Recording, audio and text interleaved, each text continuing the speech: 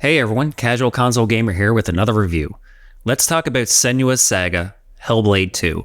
I played this game through Game Pass on the Xbox Series X, where it just became available on May 21st. You can also pick it up on PC through Steam, or play it through the Xbox app if you have Game Pass Ultimate. Like always, here's my too long didn't watch, where I give you an overview of my thoughts and opinions on the game before delving deeper in the rest of the video. Hellblade 2 is going to be divisive amongst players. Just like other really immersive, short, and cinematic experiences that are heavy on cutscenes and story but light on gameplay. Already, looking at some of the reviews online, people think this is either the worst game ever made or a masterpiece. The reality is that Hellblade 2 is smack dab in the middle of both views, and your enjoyment of the game is going to be determined by what type of gamer you are. If you're the type of person that enjoys a story-heavy, character-driven game with stunning visuals that takes its time to immerse you in the world, then you're going to love Hellblade 2. But if you're the type of person that wants to skip the cutscenes and get right to the action, you're going to absolutely loathe Hellblade 2. For my too long didn't watch, here's an overview of Hellblade 2. It's short, clocking in at only 5 to 7 hours a beat, depending on your pacing,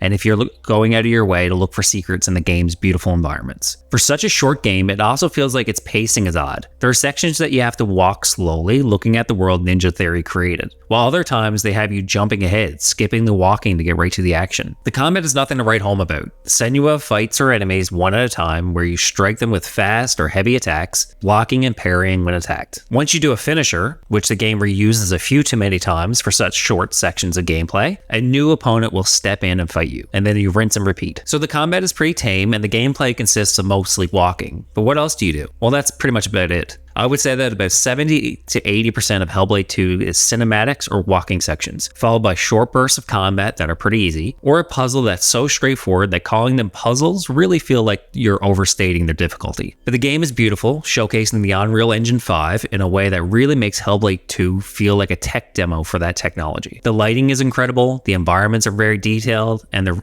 both stunning. There could be no complaints regarding the graphics, aside from the fact that they are hampered on console a bit by the limits of the Xbox Series X, especially when you compare it to the PC version of the game. I want to end my too long didn't watch by discussing the story. It's a bit confusing, which I can only think that the developers did on purpose. Senua suffers from a mental illness, making her an unreliable narrator. The entire narrative has this strange, dreamlike quality to it, which made it so that I never was really sure what was happening and what was just taking place in Senua's head. I understand why they did it. It's a major part of Senua's character, but from a storytelling perspective, it makes it really difficult and frustrating at times to follow what was happening. Are the people Senua talking about and two even real? What about the enemies she's fighting? Is the entire story just in her head? And if so, what was the purpose of it? Overall, I would rate Hellblade 2 a 7.5 out of 10, with marks taking away from its short length, its lackluster gameplay, and its combat, and its very muddled narrative. But big marks are added for the cast of characters, the incredible audio and music, the lifelike graphics, and the character animations, and the interesting world that Ninja Theory has created. I would encourage you to check out Hellblade 2 on Game Pass rather than pay the $50 price tag. You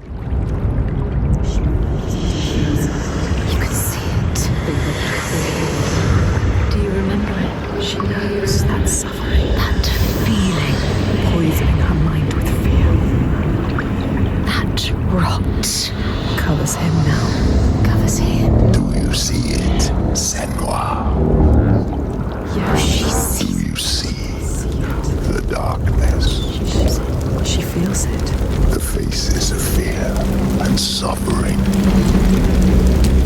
As I said in the introduction to this video, I played Hellblade 2 on the Xbox Series X console through Game Pass at launch. As of the writing of this video, I can say that I didn't experience any technical issues with Hellblade 2. There were no significant frame rate drops, the FPS stayed at a constant 30 frames per second the entire time. I had 0 crashes and no bugs. Aside from several incredibly minor pathfinding issues, where Senua would become stuck on unseen objects for just a moment. With the technicals out of the way, let's talk about the graphics. Hellblade 2 is incredible looking. When the sun is shining and Senua is walking through the world with the wind blowing on grass and the mud beneath her feet reflecting the sky, it feels like you are watching a movie. But there's also a price to pay for those graphics. There are 2 black bars on the screen throughout your entire playthrough, giving the game a cinematic feel. There's also a lot of motion blurring and odd focus choices during character close-ups and cutscenes that I can't just decide if it's their way of saving the FPS from tanking, or if it was a director's choice. In one way, it makes sense to blur out everything but Senua and the person she's talking to in a cinematic way of showing that her attention is wholly on that person. But in another way, it happens so much and is so jarring that it's probably also partially a limitation for the Xbox Series X. It's not bad or distracting, but it's noticeable throughout your playthrough. There are definite moments where the blurring is thrown into high gear, especially when there's a lot happening on screen.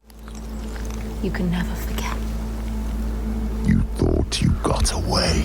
No, You thought you left it behind in hell. Dillian, you're Dillian. Him, lovely Dillian. Him. But you will never be free of His this, pain, his suffering. however far you go. So that's it for the graphics and technicals. Let's talk about gameplay. What kind of game is Hellblade 2? Well, it's an over-the-shoulder third-person action game, with the action part in heavy quotations, since this game is pretty light on the combat and gameplay. There are 3 main gameplay sections of Hellblade 2, walking around the environment while listening to dialogue, exploring the levels, and occasionally doing small, easy-to-solve puzzles. This makes up a large bulk of the game, and generally are very atmospheric and slow-paced. Hellblade 2 will have you walking through the lands of Iceland, and through ruined and destroyed villages or dark caves using the light of a torch. If you're the type of gamer that wants something exciting or fast-paced, these are the parts that are going to kill your enjoyment of the game. These sections are also most oddly paced of all parts, with one chapter in particular of this game, it only has 6 chapters, going on for far too long. An odd thing to say for a game that's clocking in at only 5 to 7 hours. I won't give spoilers, not many anyway, but there's this cave section in the game that has Senua exploring the darkness with the light of a torch, and it's incredibly atmospheric and creepy, but it wears out its welcome pretty fast. Too many of these walking sections are much too dark, possibly explained by the technological limits placed on the engine to render everything in incredible detail in bright light. The second gameplay section is cutscenes, which feels like it's about a quarter of the total length of Hellblade 2. These cinematics have wonderful voice acting and very detailed facial animations, but they can be blurry at times. There are sections of the game that turn it from being a video game to a cinematic experience. It reminds me a lot of The Order 1886, another game that was very short and had a lot of watching instead of playing, and it got hammered on release for this style of gameplay.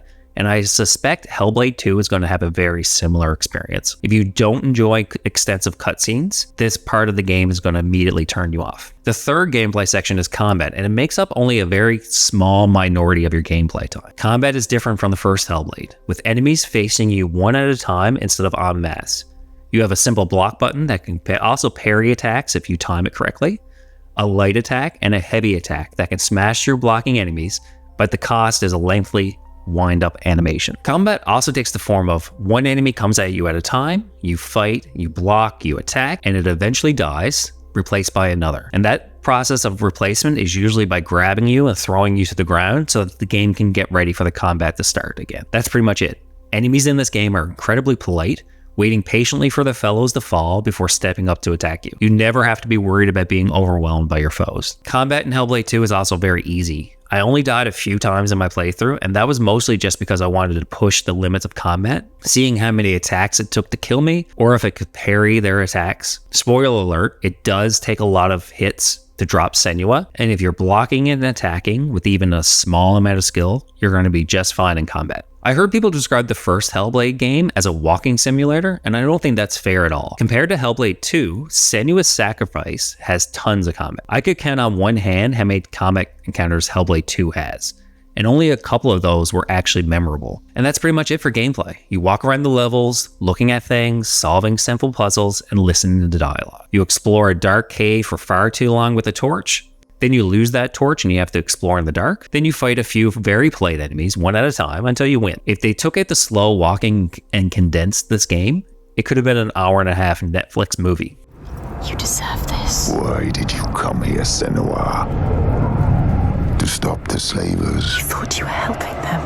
And now you are stranded. Stay. You can't stop them. You can't kill the giant. You can't stop them. Alright, so the gameplay is nothing really special, but then the story has to make up for that lacking in gameplay, right? If you're going to make a story-heavy, character-driven, cinematic experience, the story and the world should blow your socks off. Unfortunately, Hellblade 2's story is messy. It's a sequel to the first Hellblade, featuring Senua going to a new land in search of people attacking her home and enslaving her people. On the surface, Hellblade 2's narrative is pretty simple. You go to Iceland and stop slavers. There's a storm, and then Senua is left lost and looking for answers. Then, without giving any of the spoilers away, she finds out that there's giants attacking the settlements of Iceland. And then there are people who worship these giants, and they're attacking settlements in order to get sacrifices. And ultimately, it's up to Senua to help these people. The problem with the story is Senua herself. Everything is told through her eyes and her point of view, and unfortunately, Senua isn't well. We're never really sure if what she's seeing and hearing is real or a figment of her psychosis, making her see the world differently. For example, at one point in the game, you're going to fight a giant, and I thought, there's no way this giant is real. This is her mind helping her understand something that she can't comprehend. But then one of her companions stabs the giant with a spear, and later he talks about how Senua slew a giant. So are the giants real or not? I have no idea. Without spoilers, there are hints that the giants are fake and created as a way to control the people, but everyone around Senua claims to have seen these creatures before. So which is it? Senua also fights creatures called Draugr, strange monsters that attack settlements and steal people as offerings to the giants. But are these creatures real as well? Or is Senua's mind changing real raiders into monsters? Again, who really knows? The entire narrative becomes very muddled and hard to understand since you aren't sure what's really happening. The first Hellblade was very similar, but I found you could draw a line between reality and Senua's mental illness. The reality of that first game was that raiders came and killed her village and the person she loved, leaving her alone. Dillium was sacrificed to these foreign gods, and her entire journey in that game was fighting against these people and save his soul from hell. But did she kill a god at the end of that game? Obviously not. It's just a way for her mind to come to terms with what's happening. But the line between reality and fiction is much more blurred in Hellblade 2. The fantastical elements like giants and Senua's interactions with these mythical hidden folk all scream that they aren't real and it's just a way of coping or dealing with what she's seeing. But then you see somebody stab a giant in the face with a spear, or an entire group of people throw pots of oil and light a giant on fire, and you think, is this real or is she just making everything up, and including the group she's with? I understand what the developers are going for, making you question everything and experience the effects of mental illness like Senua has. But it makes for a difficult to understand story, especially when you don't give us clear answers in the end. There's no real satisfying conclusion of like, this is what really happened compared to what she thinks happens. Who is he? He knows her. He feels us. Reaching out to us in the dark. You have to help him, Senua. This is our quest. This is our destiny. Our mission. Senua, would you give your life for these outsiders? In my darkest hour, it was an outsider who saved me. The music, voice acting, and audio is what this game is going to be known for, just like Senua's Sacrifice.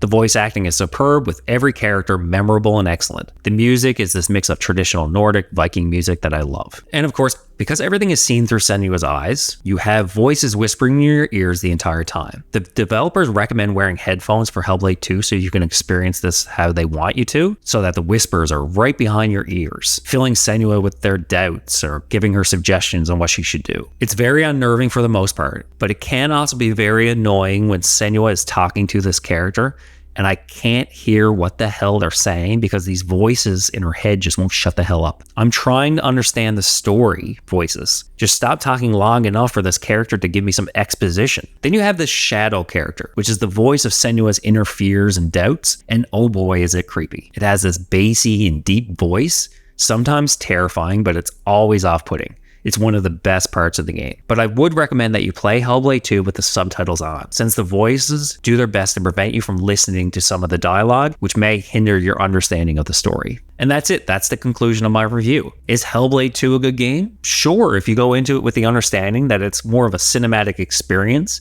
than an actual video game. I don't think it's worth $50, not for only a 5 to 7 hour game. I would rank it a 7.5 out of 10 on the casual console gamer rating scale, and I would suggest you check it out on Game Pass or when it goes out on sale. Thanks for watching, and if you're liking the content, make sure to like the video and subscribe. Leave a comment below if you've played Hellblade 2 and what your thoughts are on some of the creative decisions the developers made in the sequel.